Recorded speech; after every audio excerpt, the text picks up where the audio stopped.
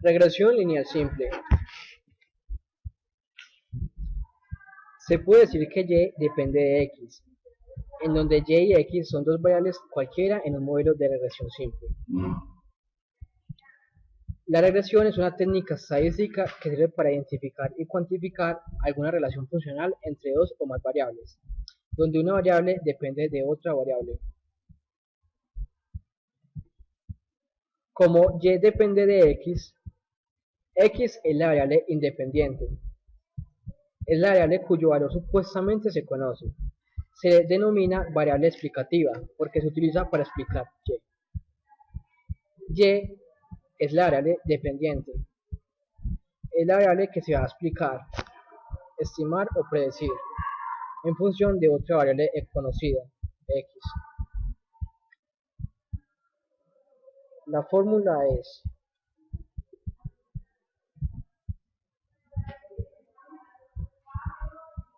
regresión múltiple. En la regresión lineal múltiple se utiliza más de una variable explicativa. Esto ofrece la ventaja de utilizar más información en la construcción del modelo y, consecuentemente, realizar estimaciones más precisas. La fórmula es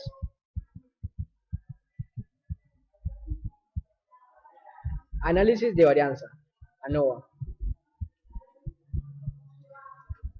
El análisis de varianza, comúnmente conocido como ANOVA, se fundamenta en el estudio de las varianzas. Como establece diferencia entre las medias poblacionales, es un método matemático creado para probar la hipótesis de que las medias aritméticas de más de dos grupos poblacionales son iguales. ANOVA con un factor. Se denomina ANOVA con un factor al modelo lineal en el que la variable analizada la hacemos depender de un solo factor, de tal manera que las causas de su variabilidad son englobadas en una componente aleatoria, que se denomina error. Para entender mejor la regresión lineal múltiple, haremos un ejemplo. Se quiere ajustar un modelo que permita estimar los gastos en la alimentación de una familia, en base a la información que proporcionan las variables regresoras, o sea, ingresos mensuales y número de miembros de la familia. Tenemos una tabla donde están todos los datos. Para hacer este ejemplo, nos vamos a guiar del programa GStat. Ingresamos todas las variables y sus datos. Luego, le damos en acción multivariante, regresión múltiple y hallamos la variable de respuesta que es gastos. Variables explicativas, ingresos y tamaño de la familia. Luego está la opción de estadísticos, donde nos muestra los estadísticos más relevantes. En las correlaciones podemos ver la relación que hay entre todas las variables. Por ejemplo, gastos tiene una correlación de con ingreso del 0.88, es decir, es una muy buena correlación. Entre más cerca uno, mejor correlación hay. Gastos con tamaño tiene una correlación de 0.67, es una buena correlación o es aceptable. Acá en el modelo podemos explicar mejor las variables. Por ejemplo, ingreso, podemos decir de ella que por cada dólar que aumente el ingreso, los gastos se incrementarán en un 0.79. Y en el tamaño de la familia, se puede decir que por cada persona que se agregue a la familia, los gastos disminuirán en 21 dólares. Bueno, también tenemos el R cuadrado. Aquí lo veremos ajustado. El R cuadrado es el porcentaje de variación de la variable dependiente, o sea Y, que puede ser explicada por las variables independientes, o sea las X. Entonces aquí, este R cuadrado tiene un porcentaje del 71.81%, o sea, que es buena la explicación que da Y respecto a las X. Para entender mejor el concepto de ANOVA de un factor, haremos un ejemplo. En la Secretaría de Educación de un municipio X se está interesada en saber si la edad promedio de los estudiantes de último grado en 3 colegios privados es igual. Para ello, se eligió aleatoriamente 10 estudiantes de cada institución y se les preguntó su edad, registrada en números enteros. Se obtuvo la siguiente información.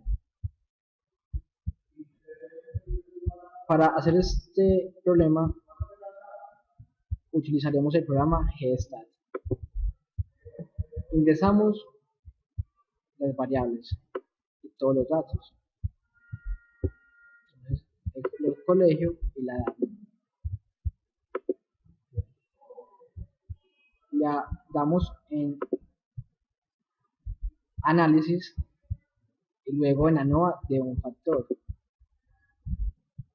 La variable respuesta va a ser edad y colegio es la variable explicativa. En estadísticos nos muestran los estadísticos más importantes, los más relevantes.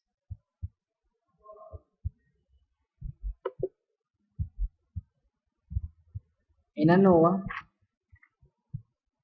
nos muestra la suma de cuadrados, los grados de libertad, el cuadrado medio, el valor f y el valor p. Bueno, para este problema hemos realizado una hipótesis.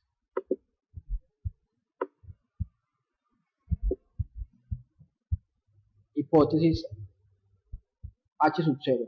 Los grupos de edad de los estudiantes en nuestros colegios son igual. H sub 1 o hipótesis alternativa. Al menos uno de los grupos de edad de los estudiantes en nuestros colegios es diferente. Entonces, eso haremos según el valor P. Si el valor P es menor a 0.05, se rechaza H sub 0.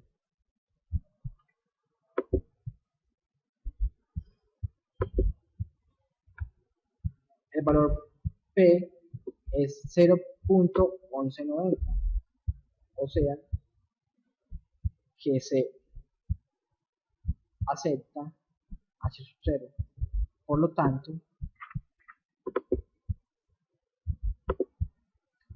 los grupos de edad de los estudiantes en nuestros colegios son igual. También podemos ver un gráfico de medias donde podemos ver la distribución de las edades respecto a los colegios.